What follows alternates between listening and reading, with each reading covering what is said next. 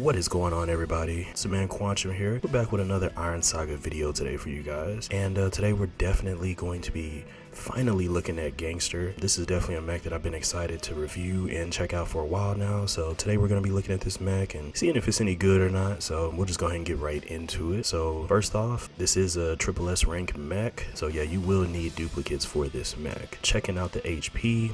The maximum HP that this mech can have is 6,480. To me, that's pretty good for a Sss rank. It's about right.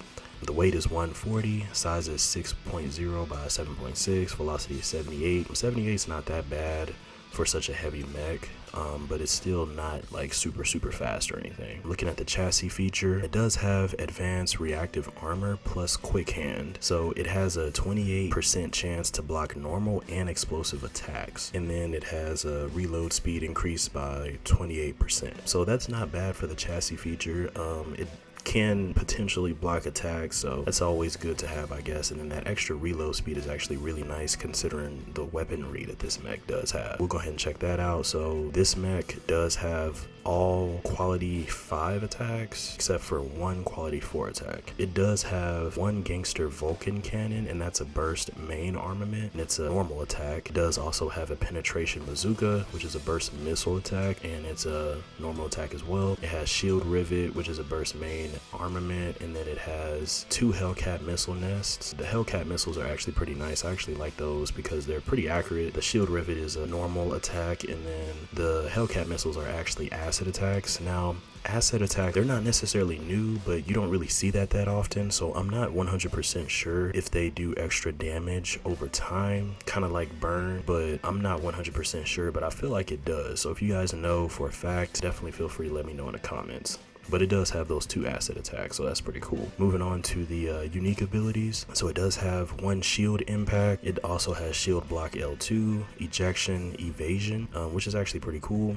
Backflash evasion, which is also really great. And then it has summoner. Summoner is basically the main reason why anybody's honestly going to use this mech, because summoner is, I don't want to say it's OP, but it makes this mech pretty damn good. So, and then it also has light 'em up. Light 'em up is cool. It has a high cooldown, but it's pretty good because it basically like dashes back and just fires everything. So we'll talk about this stuff a little bit more later, but for right now, what I'd like to do is a DPS test just to see how much DPS this mech does. Now, I'm pretty much thinking that the last time I checked out this mech and tested it, it did a pretty high amount of DPS, and the reason why is because of the summoner. The summoner, that unique ability is actually really good because basically it brings extra help into the battle. It summons Rattel, and then I believe once you retrofit it, it will summon Breaking Dawn. And the Rattels, they draw fire and keep him from dying, and it also does extra damage. We'll go ahead and do a 30-second DPS test that I like to do, and this is just seeing how much damage it can actually do within 30 seconds.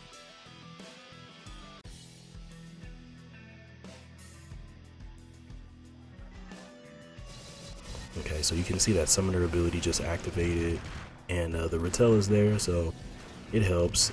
This ability activates pretty often. So let's see, what's the cooldown on it? Cooldown is like 6 or 7 seconds. So it happens way more often than what you think. And you see the DPS is already pretty much like 1300. Maximum damage is like 4600.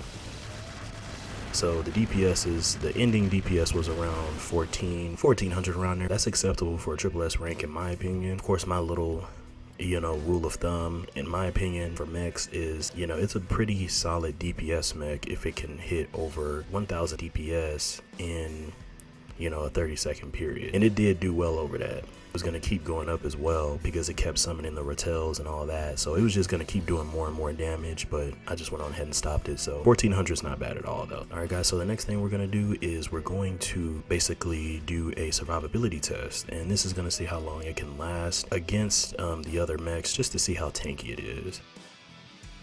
Now, I'm actually anticipating this thing lasting for a while, and we'll just minus like 4 seconds since I didn't start until then, but I'm anticipating this thing lasting a while because basically the Rattels draw a lot of fire. Usually whenever he gets a bunch of them out on the field, enemies will be attacking the Rattels, and they will basically draw a lot of fire from him. And then I noticed when a lot more Rattels get out on the field, he kind of hangs back a little bit. I don't know if that's just me, but the AI kind of hangs back a little bit at that point. And, you know, the enemies will start attacking the Rattels. So we just passed the 45-second mark, so that's really good.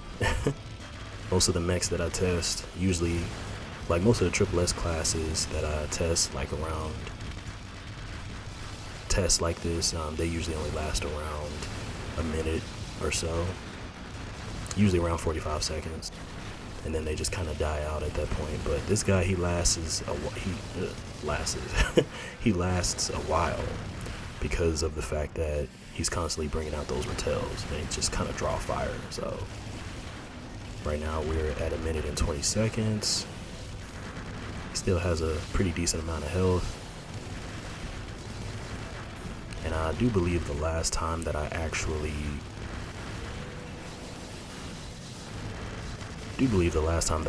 tested this mech, it was it was literally, I literally just had to stop it because he lasted so long, but we'll see how long he can last. If it hits like 3 minutes though, then I'll stop it because I don't want this to be too long. But this mech is officially the longest lasting mech that I've ever tested. So that just goes to show you how much potential, tank potential, that this has without actually being a tank. But just because of the fact that it can bring out the Rattels, and the Rattels draw the fire. So it looks like they're about to take him out though, so let's see if they can't take him out.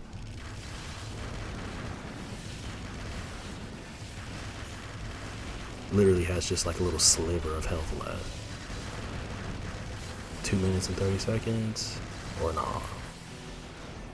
He almost got him. Okay, so it was about like 2 minutes and 25 seconds around there somewhere. So that's pretty high. That's like really high, guys. So you can basically just see from that, you know, without any extra parts or like your other pilots that you'll have, your other mechs that you'll have alongside of him, just goes to show you how much, you know, how long he can pretty much last. So now we'll just kind of take a look into, you know, different parts, recommendations, pilots, even pets that you guys might want to use with this mech, and we'll just kind of look into that. I'll just kind of give you guys my final thoughts about this mech. All right, so first off, we'll just kind of look at, you know, different parts that you guys can use. In my opinion, I would recommend any type of like burst parts that will increase burst damage that it does, because all of his attacks are burst attacks, right? So he does have like missile attacks, main armament attacks, normal attacks, and acid attacks. So sometimes whenever a mech has like a different variety of, you know, categories of attacks like that, it can be a little hard to determine what parts to use for it. But the good thing is that every single one of those attacks are burst attacks. So I would go for burst. One particular part that I would definitely recommend, there's actually a few parts that I would recommend for this guy, but I would actually recommend an ejected burst core. This is good because it's going to increase all burst attack by 50%, and then all weapon attack interval will be minus 50% as well. So that means that it's going to attack like more often, faster, quicker, and then those burst attacks are going to get a bigger boost, a way big boost, if that sounds right. I don't know if that sounds right, but anyways, their attack will be increased. So that's definitely one that I would recommend, an ejected burst core. I think I would honestly recommend probably a revolver core. This one is good because it increases automatic and burst attack by 50% as well, but it also gives you that automatic and burst magazine +1. I mean, +1 is not a whole lot, but it's always good as well. So if you can't get the ejected core, definitely go for the revolver core. Let's see, for shells, I think for a shell, I would just honestly recommend like a regular, I'd probably just recommend like a regular premium shell, which is right here. So therefore rank 4 and above weapon attack increased by 45%, just to get that extra 45%, because all of its attacks are rank 4 and above. I think I said quality 4 before, but rank 4, you know, whatever. So usually, you know what, usually I don't recommend support parts, but for this one, yeah, I think I'm going to recommend this burst amplifier. This would be good because it will also increase burst attack by 10%, and then it'll also increase the burst magazine by 35%, and burst attack will reload faster by another 35%. So that's just going to help him spew out missiles and everything, bullets, everything, so much more often. That's going to really help him out a lot. It's going to help with that reload. So yeah, I would definitely recommend that. And to be honest, I think that's pretty much it for the S rank parts. If you don't want to use any of these parts, I would definitely recommend any like HP increase part. If you don't want to go the attack route, you can go defense, so that way he'll last a lot longer with the Rattels being out there. So if you don't want to go for attack, then definitely go for HP. As far as A rank parts, I think I actually would recommend a camouflage coating, because what it'll do is reduce the chance of getting targeted by opponents, and it'll give it a 12% chance to block all attacks, which is good because I believe it already has that 28% chance, so that would help it block normal and explosive attacks even more, and then it would keep it from being targeted, which means that the Rattels would just completely take all the damage for the most part. So I would definitely recommend a camouflage coating. If you can't go for the camouflage coating, maybe try to go for the camouflage strip. You could go for this one as well. It basically increases invasion, and it'll slightly reduce the chance of getting targeted, so it won't completely reduce, but slightly, but that would still help either way. So yeah guys, that'll pretty much be it for the parts. Honestly, for the pets, usually I don't recommend pets, but I think I'm gonna start doing that as well for you guys,